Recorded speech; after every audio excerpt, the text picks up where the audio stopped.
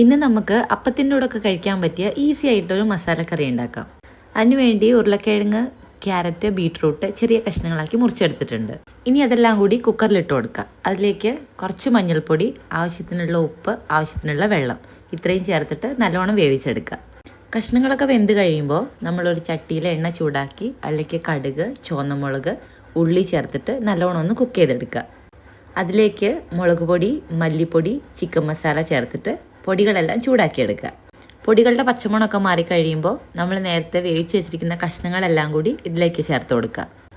ഇതിൽ ഇഞ്ചി ചേർക്കാൻ മറന്നുപോയി എന്നുള്ള കാര്യം ഇപ്പോഴാണ് എനിക്ക് ഓർമ്മ വരുന്നത്. ഇനിയിപ്പോൾ പറഞ്ഞിട്ട് കാര്യമൊന്നും ഇല്ലാത്തതുകൊണ്ട് നമുക്ക് ബാക്കി പരിപാടി നോക്കാം. ആവശ്യത്തിനുള്ള ചാറ് കുറുക്കിയെടുത്താൽ കറി റെഡിയായി. അപ്പത്തിൻ്റെ മാവാണ്. അപ്പച്ചട്ടി ഇല്ലാത്തതുകൊണ്ട് നമ്മൾ ഇതുപോലെ ദോശ പോലെയാണ് ചുട്ടെടുക്കുന്നത്. ദോശേൻ്റെ കൂടെ അപ്പത്തിൻ്റെ കൂടെയൊക്കെ നല്ല ടേസ്റ്റുള്ളൊരു കറിയാണിത്. എല്ലാവരും ട്രൈ ചെയ്ത് നോക്കുക, എന്നിട്ട് കമൻറ്റ്സ് അറിയിക്കുക. വീഡിയോ ഇഷ്ടമായ ചാനൽ ഒന്ന് സബ്സ്ക്രൈബ് ചെയ്ത് സപ്പോർട്ട് ചെയ്യാൻ മറക്കല്ലേ.